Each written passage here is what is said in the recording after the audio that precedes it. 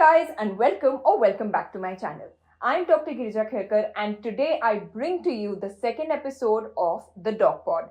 I know this has been quite a long time since I recorded another episode of this podcast, but trust me, we are going to come up with more such exciting episodes super soon. Last time we did a podcast on ophthalmology and we took a deep dive into the world of vision. So if you still haven't watched that podcast, make sure that you watch it. I'll link it over here and put a link in the description box as well. Today we are going to discover and explore another such beautiful branch which is most favorite amongst the MBBS students, which is the branch of orthopedics. Now we always say that you should take the leap of faith. Or you should just go for that one step which can change your life forever. So talking about our life experiences, metaphorically or in real life, we know that movement is the key and moving forward is the key. But we all know what keeps us moving. Of course, the passion and our strong bones. And today we are going to talk with one such doctor who is an expert in taking care of your bones. Today we have on the channel Dr. Mohan Gawande, who is an orthopedic surgeon who specializes in minimally invasive spinal surgery. We are going to discuss the concepts like never before, and if you want to watch a particular part of this video, then I will be providing timestamps below and in the description box as well. So make sure that you stick till the end of this video.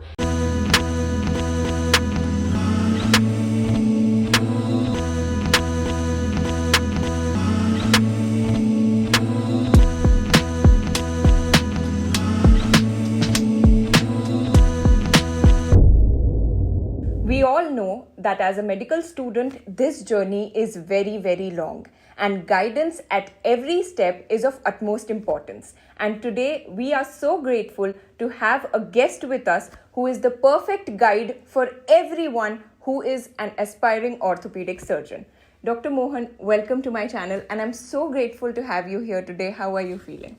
Hi Girija, I'm fine. How are you? I'm good too, and I'm more excited for the list of questions that I have for you today. Great. Dr. Mohan, my first question to you is, and this will be very important for all the MBBS students who are watching this video today, that when did you find out that you want to be an orthopedic surgeon and how did you choose this field? Because a lot of students are so confused regarding how to choose a field for post-graduation. So when did you find out that this is the branch that interests you the most? So I found it in third year MBBS when I started with my clinical postings. In that I found that this is the field which I can go ahead with a passion, as well as whole life I can take that interest into that particular field. So because whenever you're in clinical postings, you can know about your passion or your skills or your limitations, because every field have their own limitations as well as the advantages. Yes. So when it comes to clinical postings, it is very important for each and every one of us to attend them religiously. Definitely. So what suggestions would you give to people who are in their third or fourth year before attending their postings? Whenever you are entering into the clinical postings, ideally you should go through all the postings very sincerely. Yes. There should not be I will not go to some of the postings because they are boring or they are not that much of interest in your future life. Ideally every posting will add something to your life. Definitely. Every posting, yeah. So the most important thing right now is doing your clinical postings religiously, going through your internship properly. Yes. But what decides your career is eventually the exam.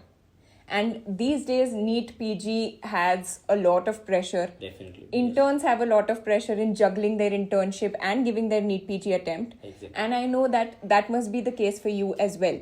So when focusing on the PG entrance examinations, and if you want to choose a particular field for yourself, how do you think one should look at these exams? So see, first of all, as I told you that ideally you should take your career or whatever the field in third year or max to max in a final year. Yeah. After that 1 year of final year, you will pass your exam and then you will enter into the internship. But you should be a smart intern. Smart intern who is they will work like a smart boy or smart girl. Yeah.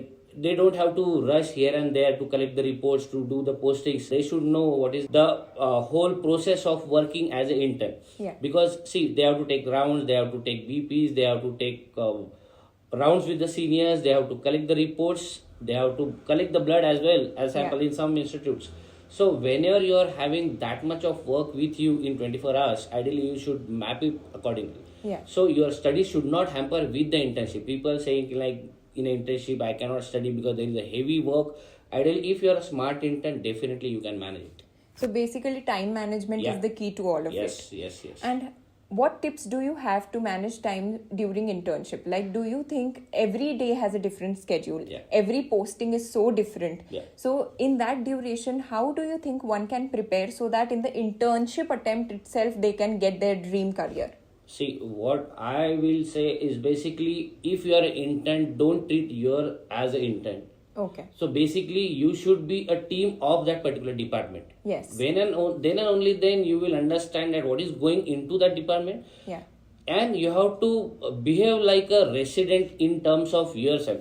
Because whenever you are going through a work, that should be your work. Whenever you are understanding that work is yours, then and only then you will enjoy that work, because ultimately it will be a work. So your internship should be that smooth that you should enjoy your internship. Because see, what is happening is that your final year is just over. Yes. Then you are like, just I have finished my all studies, now I will enjoy this year.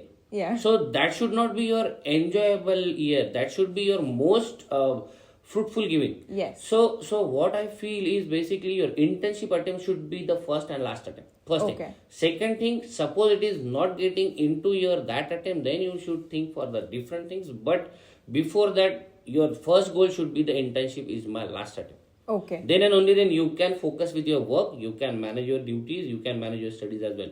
Yes. If you want to take a leisure time, then definitely it will not manage. Exactly. Because the leisure time will not end. Basically, if you have fun at work, you're more stable during studies as well. Exactly. Because everything, because what I have experienced is, in a clinical posting, you will learn so many things that you don't have to mug up. Basically, suppose you are seeing one of the patient that you can understand, and if you are memorizing that patient and correlating with a different patient, it will be very easy for a second patient. Yes. And it is very easy for yourself also that you are treating that patient similarly as like a previous one. Yeah. And you are seeing or watching your seniors what they are doing with that patient. Yes. And then you can, with the comparative study, you can definitely take opinion. So basically, attending postings and doing your internship seriously will have a direct positive impact on your academic score as well. Yes. Because your concepts will be more clear.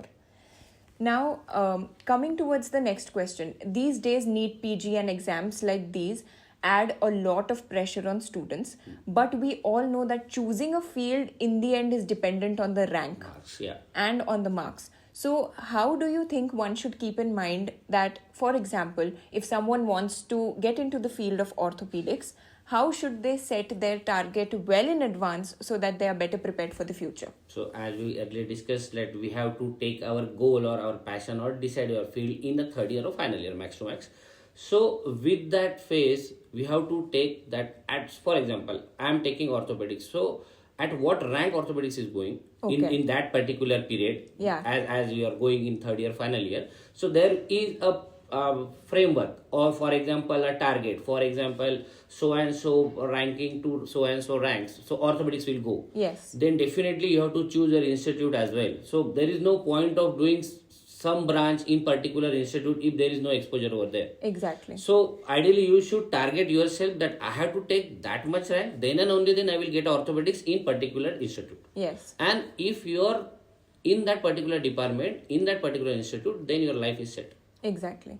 So talking to seniors who are maybe in that field already, or someone who has given the exam can be really beneficial. Definitely. If someone has given the exam recently, then the score can be really helpful to set a target. Then you can comparable. Then you are at least saying that in my internship attempt, I have to score this much, then and only then my rank will be this much, and with that rank, I can definitely or surely get orthopedics. Yeah.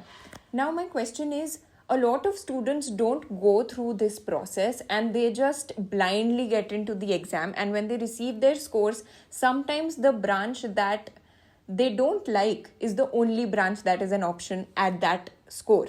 So what suggestions do you have for such people? Should they go with it or should they repeat? My personal choice, they should not go with that.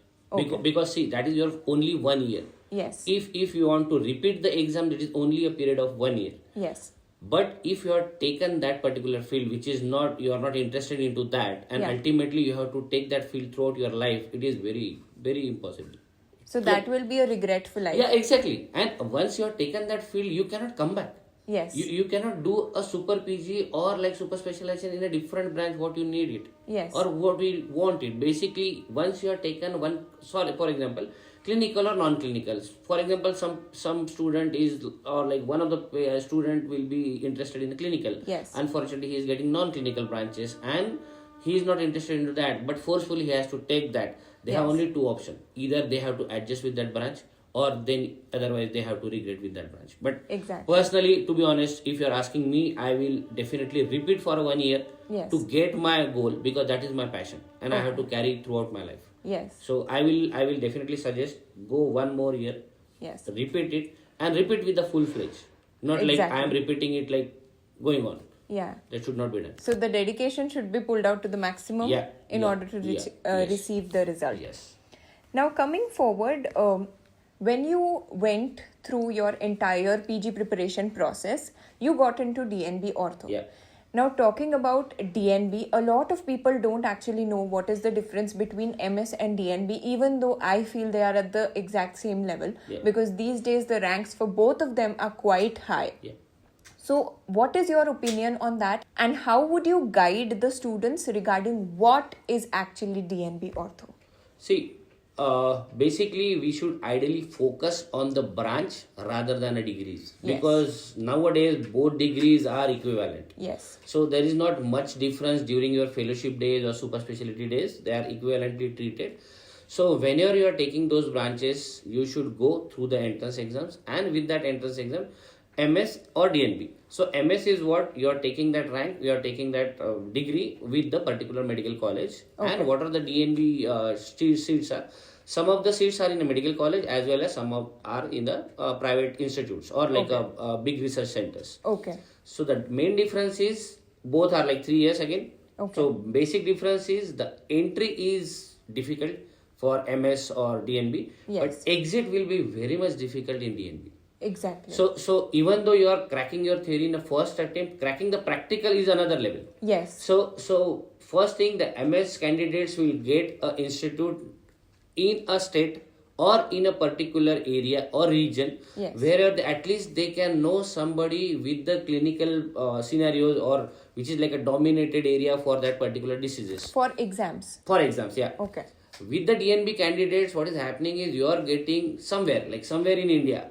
So you cannot imagine that some south student will get a North India people will get west of India. Then ultimately what is happening is you cannot judge. And with that panic mode that you are going out of your state and giving the exam, you don't know anyone there. Yes. Don't know meaning like you don't know the patient's diseases, or what we call it as a environment of that hospital. And then you are going into a panic mode during that exam period, because you don't know about your colleagues who are coming for your exams as well.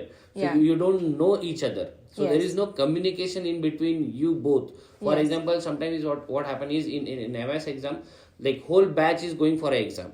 Okay. So they are around. So there is some kind of familial involvement around you. Okay. But in a DNB practicals, it is like a complete different scenario, because you cannot imagine what is happening or what will happen to next day. Yeah. So and result, or what we call it as a percentage of passing, is very minimal in DNB practicals. Recent days it's quite okay. In our times it was like 3%, 4%, or max 10%. Okay. So basically it is almost the same, but DNB comes with a set of different challenges. And when you get a center for your practical exams in a completely unfamiliar opinion, what are the skill sets that one should develop during residency so that they can crack these exams easily?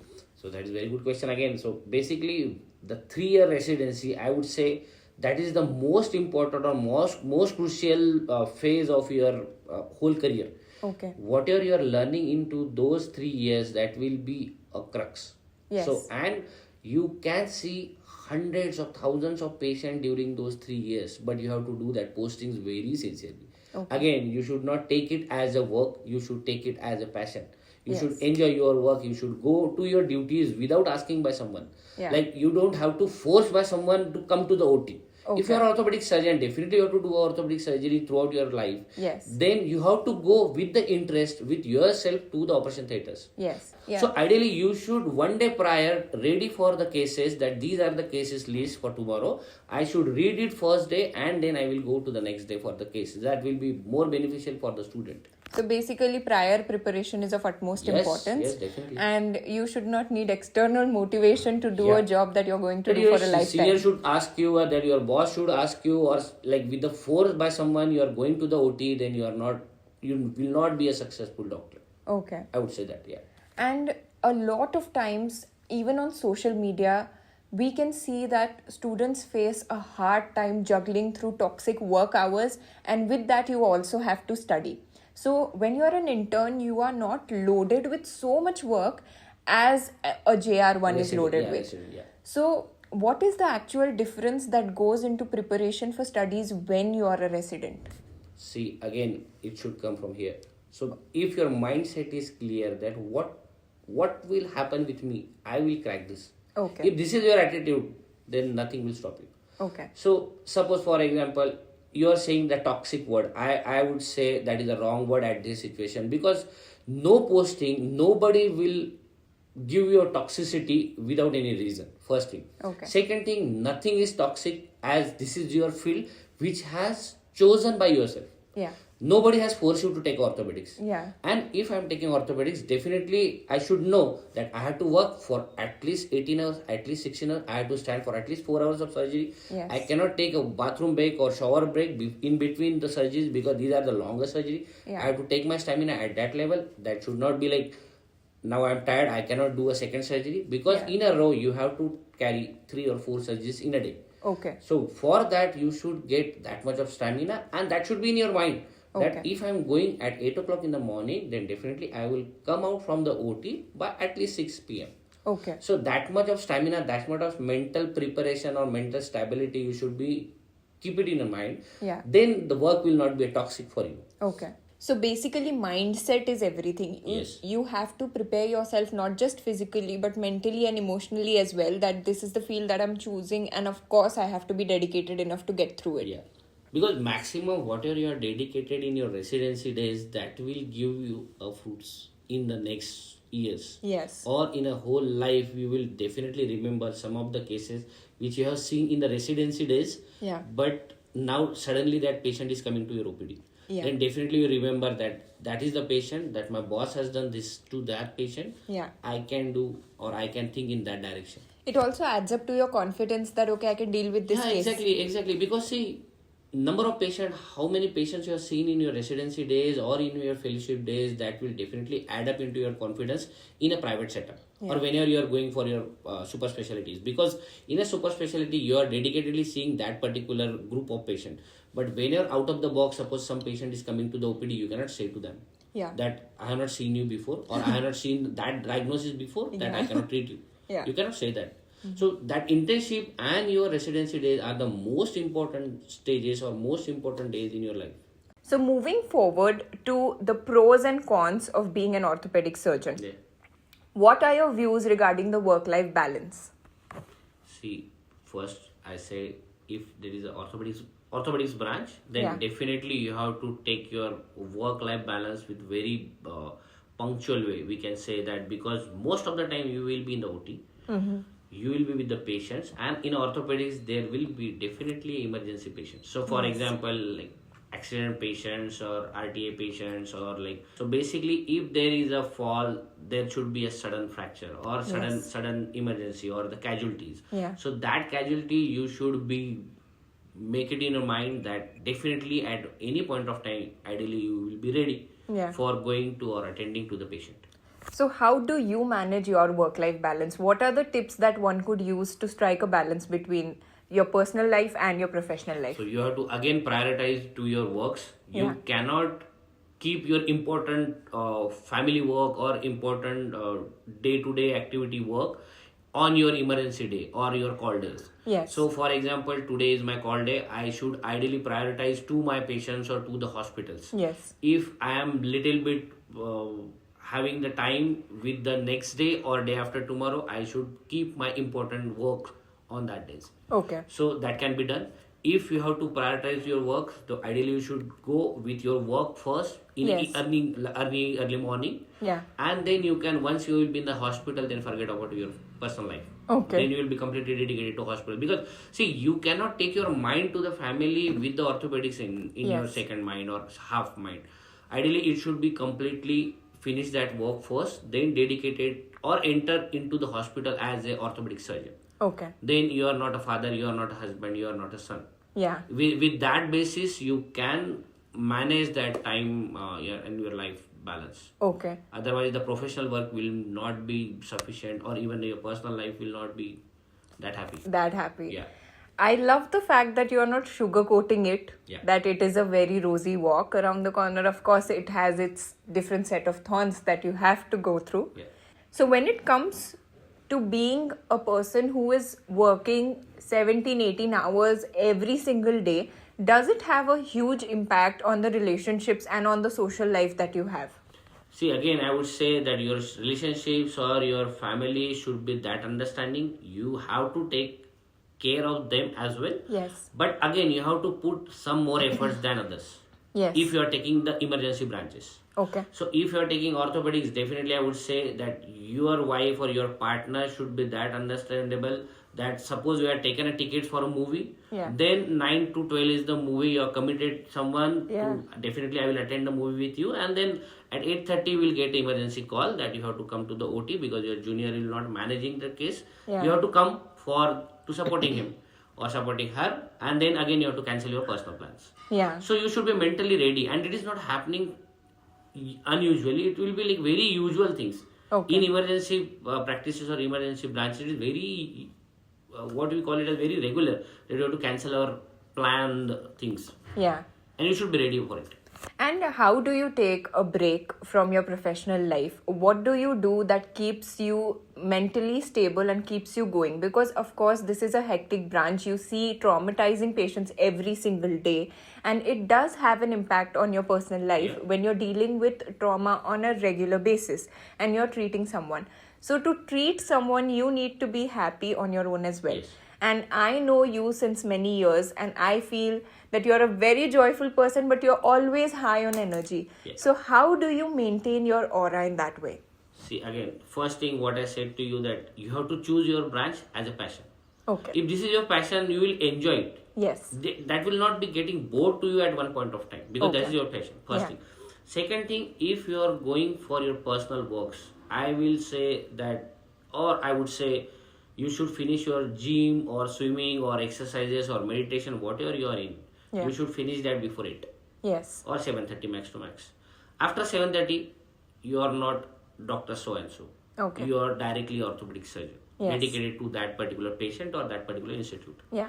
So if you can manage that, and then again you can come up with your work cohort from the hospital, and then again, if you have the music as a hobby, or if you are like liking reading the books or anything or novels, you can read it at the night time. So basically you still can figure out a specific time for your Yes, hobbies you and can, passions. you can. If you are not taking hospital to the house, or you Yeah. are not taking home to the hospital, then and only then you can manage that. Otherwise, it is very difficult to get that balance. So it's very important to strike a clear boundary between the two. Yeah. Because see, at one point of time, you cannot mix it. Or Yeah. you cannot say directly to the family, no, daily I have to go to the hospital. Forget about your plans. I have to Okay. manage that. I have to give respect to that emotions as well. Yes. Then and only then I can manage. And see, if you're happy with your passion and the family, then Yeah. definitely your mindset will be so cool that you can, whatever the situation it will be, you can definitely handle it. Okay.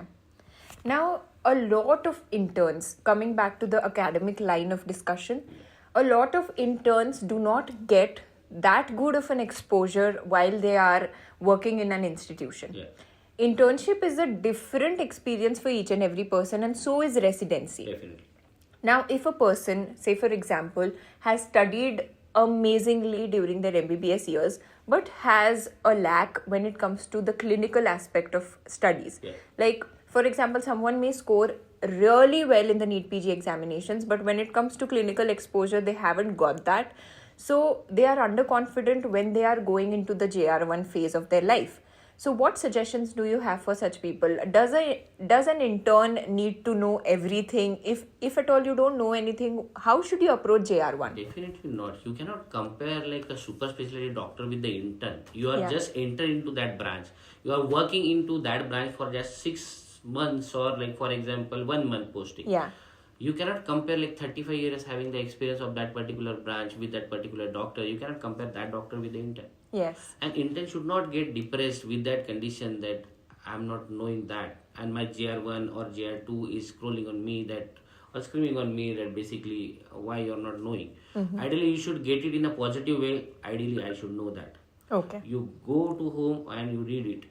Next day you can throw your knowledge or you can show your knowledge or skills to that particular senior or your colleagues. Okay. And with that day-to-day activities you can definitely get a confidence. It's not a day one work. Okay. And you cannot get all orthopedics knowledge in a one day. Okay. So definitely it's like phases of life. If you are an intern you can say that definitely I should know that, but if you are a super specialty doctor, definitely with that aspect of the super specialty doctor, interns are like just a junior. Yes. So you cannot compare both. And definitely again intern should not be worried about this thing, because see, throughout your life, suppose you are in internship, you have decided I have to go for orthopedics. Definitely throughout your life you have to take that orthopedics only. Yes. So definitely day two, because see, still being a consultant, I am also learning till this date. Yes. So it is completely a continuous learning process. You can because even I can say my teachers are also saying right now that they are also learning. So I am the student. So there is no point. Yeah. Now, when it comes to going through the monetary aspect of fields, of course, there are few fields which are non-clinical, research-oriented. Few fields have almost no patient interaction. And few of the fields need you to be a good communicator. So, how much do you think communication matters in the field of orthopedics? A lot. So basically, the whole medical field is like based on the communication. How you are communicate with your patient, how you communicate with your colleagues, because most of the problems are coming up with the lack of communication. For example, I am giving over to my colleague for next emergency day, and if I am not able to convey that much to that particular colleague, there will be a misunderstanding and there will be a problem with the patients or with the rounds or with the seniors. Yes. So I would say definitely your communication should be at the peak. So communication skill should be at the peak at any point of time, even though that is emergency day or non-emergency day, doesn't matter. How do you develop communication skills with patients? May it be history taking or even communicating about a case to a certain senior. How did you develop your communication skills? I would say if you want to improve your communication, if you are not good in that but basically ideally you should communicate with your colleagues. Okay. Go to hostels, communicate with your colleagues that how you have taken a history, then he can or she can add up into that. Okay. You can correlate with that particular things with your seniors and ask them to add up some points into that. Okay. And you have to practice. Okay. It will not be a mug up thing, that you cannot mug up the history of the patient. That you have to communicate in a two ways. Like for example, you're leading some question to the patient will definitely answer. Yes. And that you should know that what is to be asked to the patient. You cannot ask irrelevant thing to the patient. Yes. It's like wastage of time of yours as well and the patient. So basically, even though you're asking or you're good in communication, definitely you use that power in a private practice as well as in your academic field. So basically, you need to know what exactly should be asked, and that can come through guidance from your seniors and attending postings. Exactly, yes. And that's what I said, that internship and your residency are the most important phases. Do you think orthopedics also has a lot of scope when it comes to research and development? Yes, definitely. In our country as well as outside, definitely there are a lot of communities, or we can say societies, they are working up on the research. Okay. So even though it's a joint replacement, even though it's a spine surgeries or even the trauma, still they are evaluating some with the new ideas. Yes. For example, first there is a conventional joint replacement surgeries. Now they're coming up with the navigation. Now they are coming up with the robots. Yes. And everybody is now very happy with the robots. Yes. So it is an evaluation thing, because see, when it comes, it is not a doctor who had developed the robo. It's basically the research people had developed the robo, and now doctors are giving you the skills and they are combinedly using it for the betterment of the patient. Okay. Yeah. So basically, even if you are too passionate about orthopedics, but you don't want to get into the complete patient-oriented fact of it, Or clinical field. yeah, or you don't want to get into the entire generic clinical Yeah. process of Yes. it, you can still choose research, be innovative, Yes. and transform the orthopedic Yes, industry. definitely. Because now they are coming up with the PhD in orthopedics. They are coming up with a Yes. lot of academic things in orthopedics in terms of literature. Yeah. So literature reviews, article writings, publishing the papers, lot of things can be done in Okay. orthopedics itself. Yes. Yeah. Now, a lot of people who have just completed their DNB or their MS in orthopedics are confused regarding should they go for super speciality, because the pressure is high these days regarding NEET super speciality as well. What is your take on going for it? Who should go for it, who should not, and how to make the decision if this is right for you? Yeah. So first of all, you have to think 10 years later, right now, that Okay. where you are standing or where you will stand after 10 years. Okay. So first of all, if you are practicing at a local level, or we can say like taluka level or district level, you can definitely get rid of The super speciality thing. You can think with the like a master's degree will be enough. Okay. If you are planning to practice at a metro or abroad, then definitely you will need a super specialty. Okay. Again, super specialty is not a burden, it's not a tension, or it's not a hype. It's Okay. basically a requirement of the society which will come up after 10 years. Okay. So if you are definitely planning to a metros, Yeah. so ideally for your academic knowledge, you should ideally go for a super specialty, even though it's a fellowship, clinical fellowship. I'm talking about, not the 6 months fellowship. So Okay. it will be a clinical proper fellowships with the MUHS either, or the proper society accreditation. Recognized. Yeah, recognized fellowships. Okay. So that will be more beneficial for the students. So now, as you said, that super speciality can have a huge impact on your career if you are going to practice in metro cities or you're going to practice abroad. Now, you did your super speciality from UK. But if someone wants to study in India, what are the options that they can go for after completing their MS or DNB in orthopedics? Yeah, see, after coming to your specialty, or what we call it as a post graduation, definitely you should think for your super specialty if you are practicing into metros or abroad. Yeah. So first, if you are like planning to do it in India, or in case at your metros cities, Yeah. so you can go with the fellowships, the clinical fellowships I'm talking about, with the proper society accreditation. Okay. For example, in joint replacement surgery, they are ISHAC, they are like in a spine surgery, they are spine societies, in a Scopy, they are Scopy societies. So everybody is having their own societies. Okay. And definitely they have some accredited seats for your fellowships. Okay. So 6 months fellowship will only expose you for a few days or few months exposure to that particular field. But if you are going for clinical fellowships, for example 1 year or 2 years, that will be more enough time to understand basics as well as the current practices. Okay. Because even though you have learned lot of new things, but if you are not practically implementing into your practice, there is no point. Okay. So suppose for example I am a robotic surgeon and I cannot offer a robot, I cannot buy a robot, then there is no point if I am doing a private practice. Okay. Then ideally I should go to the institute where the robots are there. Yeah. So I can use them. Okay. So you have to be very cautious while choosing the fellowships, Okay. where you are doing it, how much exposure you are getting, Yeah. how many patients you are seeing in a year, because every fellowship mentor will say that these number of patients he or she will be seeing throughout the year. So is that enough? Okay. Or these patients, what level patients are there, like for example how complicated trauma surgeries you are taking, if you are doing a trauma fellowship, Yeah. how complex trauma have you seen? Okay. Do you know the basic scores for the multi-trauma or polytrauma patients? Okay. So are you going to deal with these patients day-to-day basis? Okay. So that will help you out to get the proper fellowship outcome. Data analysis and research is very important Yeah. before choosing. Yes. And if at all someone has to choose a clinical fellowship and one goes through it, do you think it limits the amount of cases that you see on a daily basis? And does it have an impact on your professional life? No, definitely no.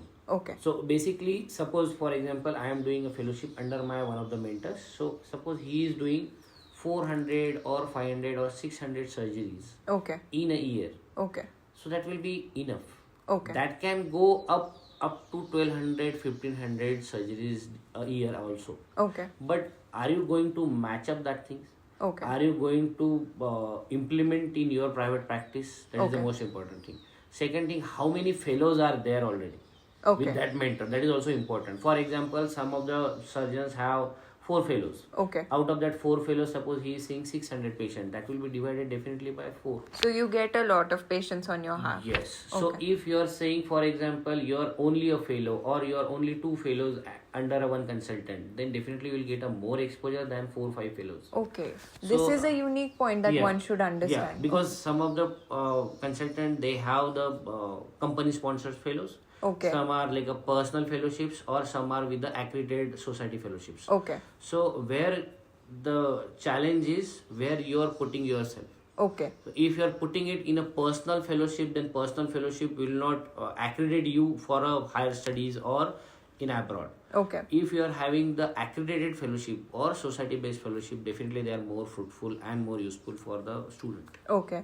Does it also have an impact on how you approach for jobs? Yes, because where you are getting the fellowships, again you have to discuss with your seniors, with the previous fellow. Okay.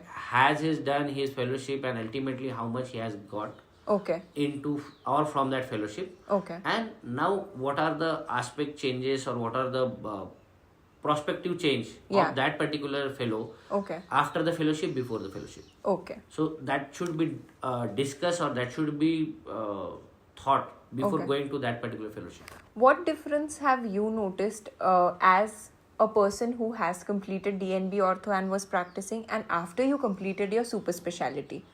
So definitely there will be a lot of differences, because see, first thing, your knowledge is at another level. Okay. Second thing, you are knowing your field much more in a detail. Yes. Second thing, you have that much of confidence in your practice that I have seen these patients on a daily basis. Yeah. So this is not new for me. Okay. Understood. And suddenly suppose somebody is coming after just a residency program, definitely there will be a difference. Okay. Definitely, because that is a question, not a questionable debate, but basically it is a noticeable difference between these two.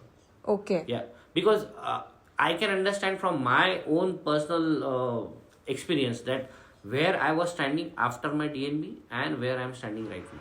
Yeah. After exposure with the Indian fellowships and after taking the masters or super specialty in abroad. Okay. So it is definitely a level up. Yeah.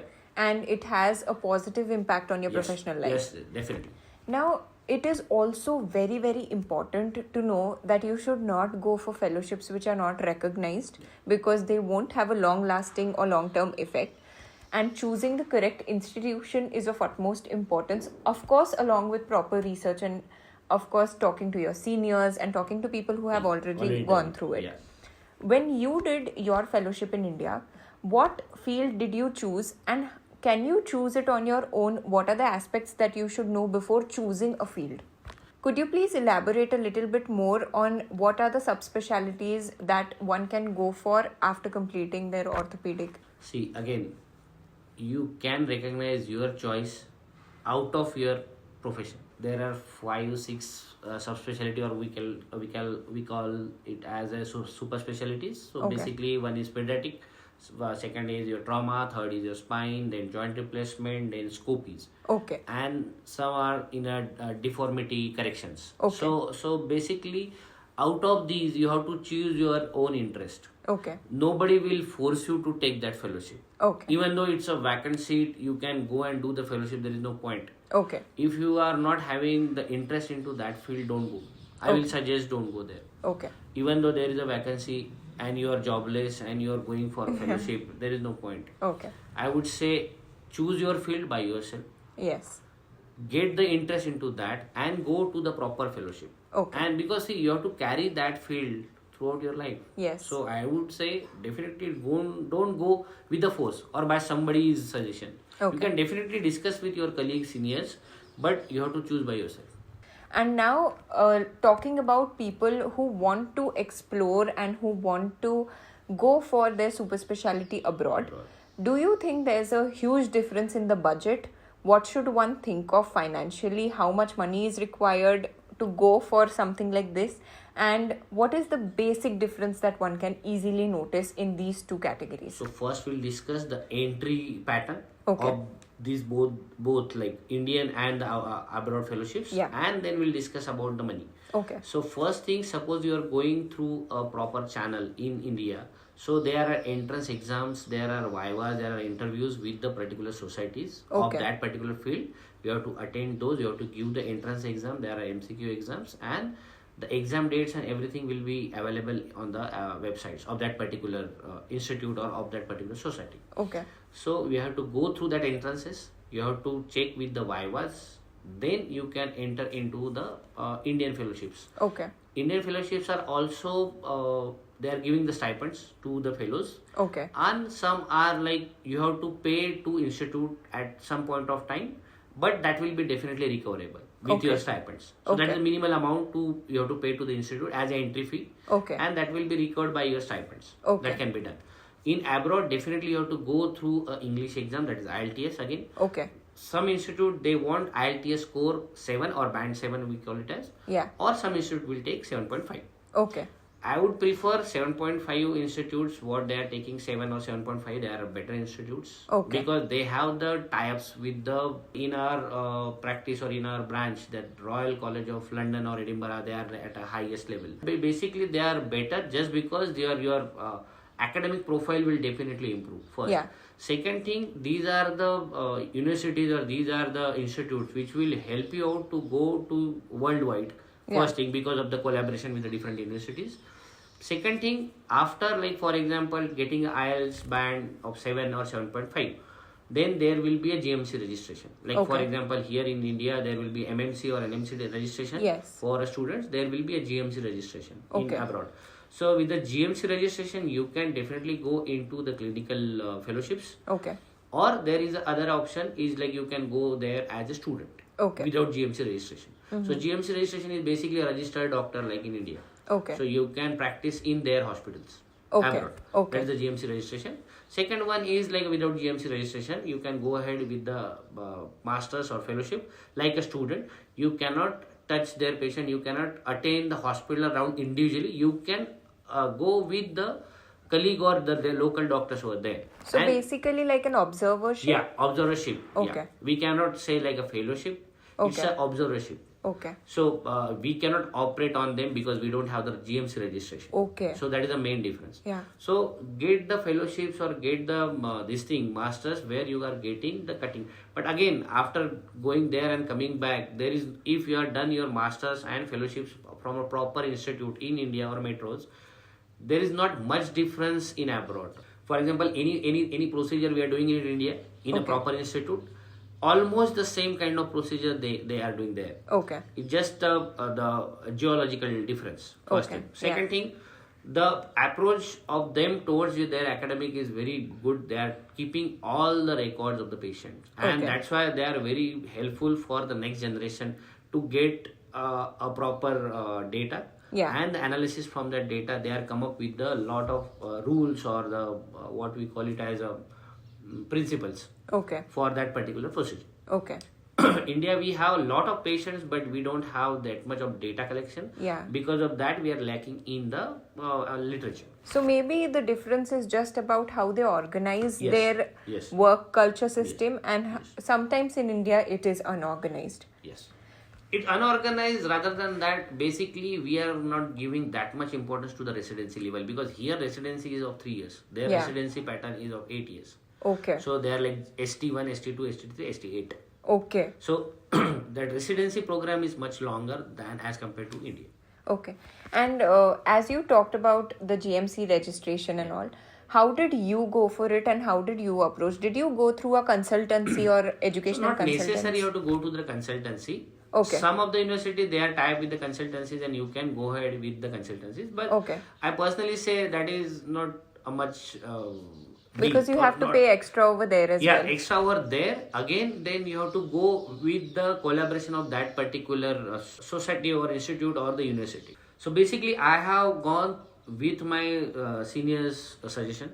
Okay. I have gone through online. Okay. They have the very clear-cut demarcations that you have to go step by step. Okay. And these are the steps you have to clear. So Okay. for example, first thing you have to fill up the form, you have to say what are your interested, and basically you have to go a IELTS exam. Okay. After IELTS exam, they will ask you for interview. So Okay. interview can be done, and you have to show your proper knowledge to their interviewers. So will it be online or you have No, to go there? the Vivas are physical. Okay, So you have the to go there. IELTS exam is like standard exam, so Yeah. that is everywhere, it's common. But the interview from the University of Dundee, where I done my masters, so Yeah. and writing test, so both interviews are taken physically. Okay. So and these exams and these interviews, after taking those interviews, they will select out of like 100 students, they will Okay. select like 10 or 20, Yeah. and out of that, like for example, everybody will be happy after coming there. Okay. And because see they are seeing, because I have done my masters in Mumbai, Okay. so I don't have that much of difference from this quality of life or quality of practice Yeah. and their practice. Yes. But what I have seen my colleagues who are coming from the what we call it as a periphery of Yeah. India, so they can see lot of differences in their practice pattern. Yes. So again I can say your residency institute is the most important institute. Now, when it comes to cracking these interviews, going over there, going through the entire process, could you please elaborate on how to build up a strong CV? Because it is also very important. And I personally went through your CV and it is definitely something to take inspiration from. Now, data is very important, as we already Definitely, discussed. yes. How did you manage to analyze and collect the data with which you could achieve a seat in such a good See, university? that is the most important question, because see these people, like abroad people, they are maintaining their each and every patient's data with them. So for example, I had done my residency, I have operated so much of patients in so many patients in my residency days, but I have collected few of them Okay. just because I couldn't do that. But in my masters, what I learned is basically from the day one, I have to collect my patient's data. Okay. I have to analyze that, where I have done wrong, where Okay. I can improve myself. And with that basis, we have to add up into your CV. For example, I had done my fellowships, I had done my masters. In my masters, in my residency, in my super specialty, whatever the surgeries I have done, I have kept the record of each and every patient. Each and every So patient. with that basis, you can definitely put it into your CV. I have done 5,000 surgeries. Yes. So I cannot just say that I have done 5,000 surgeries. I have to record that surgeries. I have to keep the record of these patients. Okay. Then and only then you can put it onto your CVs. Nobody will rely on your CV only. Okay. They will definitely You cross-check have to it. have proof. Yeah, exactly. Because they have the e-logbooks, they have the proper logbooks into Yeah. their master program. Okay. And you have to maintain those e-books program. And with that e-books, they are giving the marks on that. Okay. So definitely you have to give the importance to that particular thing. So basically, even if you are a resident in India, it is always beneficial if you keep a Yes, track record yes. of which surgery you're attending, where you're assisting, where you're doing it on your own, so that it can help you for your super Yeah. speciality. Because see, I have seen a lot of students, they are not keeping their logbooks properly. Yeah, yeah. So they are saying the logbook we can manage at the last day. Okay. So see, logbooks are the things which will give up, because you will not understand the importance of the logbooks now. When the abroad people will ask you how many surgeries you have done, where is the record? Yeah. You don't have the records. Yeah. Then you are manipulating the logbooks, you are putting all fake names and everything. That cannot be done in abroad. Yeah. Even though it cannot be done in India itself. Because Yeah. now the bodies are taking it very strictly actions on the fake logbooks. Yeah. So I can personally say you have to maintain the day one logbook. Okay. So from the day one, suppose you are putting the entries of the patient, it's not very difficult. Yeah. So see, for example, I have say that already like 4 or 5 patients daily you're working, or Yeah. like you're operating. So enter the 4 or 5 patients and their surgery name. That's it. The logbook will not require much more time. Yeah. It at least it will take 10 minutes from your day, Yeah. and it is very doable, very easily doable. Because see, logbook is the thing which can be like presentable to the other society members, Okay. or your seniors, or where you're going for your fellowships. Yeah. Definitely you can put it as a proof Okay. that this is my logbook. Okay. This is my e-logbook. I have done this much of surgeries, and these are my surgery names. Okay.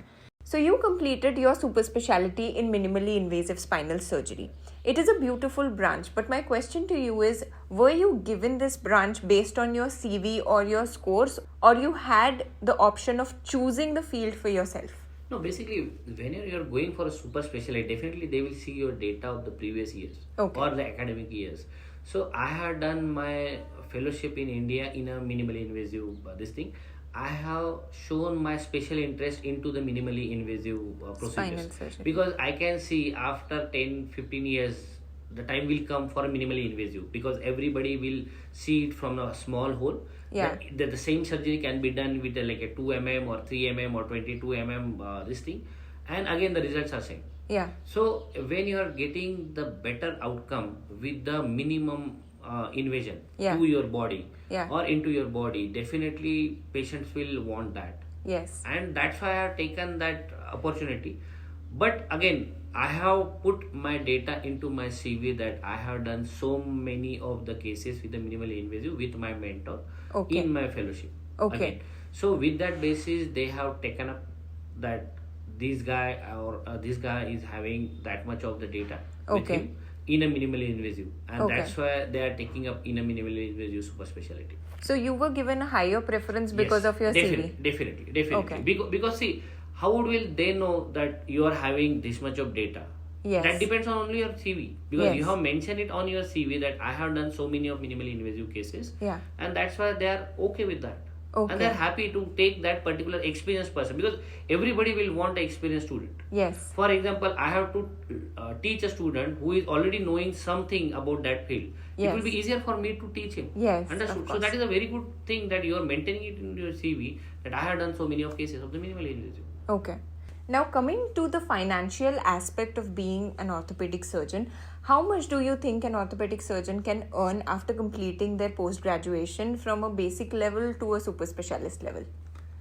So see, I should not ideally comment on this, but again, I can say that, for example, if you are like going for a corporate job as a clinical associate or registrar or senior associate, then definitely you can manage to get 2.5 to 3 lakhs per month. And from there, if you are like a full-timer consultant or super specialty level consultant, there you can earn around 30 lakhs per month. So that's pretty good.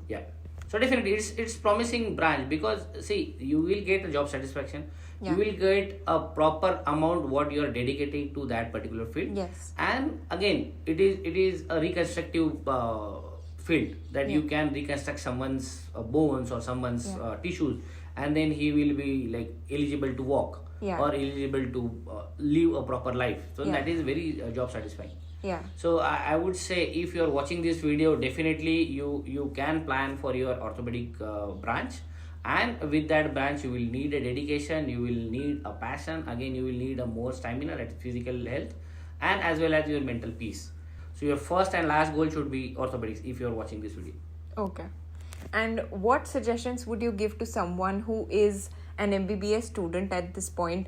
How should they approach this field in general? How should they look at a life of a doctor? And what do you think this profession means to you? See, this profession means to me a lot, because again, this is a very good field. Like what you call it as emergency patients are there. So definitely you will get that satisfaction that you have saved the life of the patient. You have taken out that patient out of the pain because of your reconstructive surgery. You have healed his wounds and their bones very well, that they don't have any infection kind of thing, or they don't have any issues with their problems or diseases.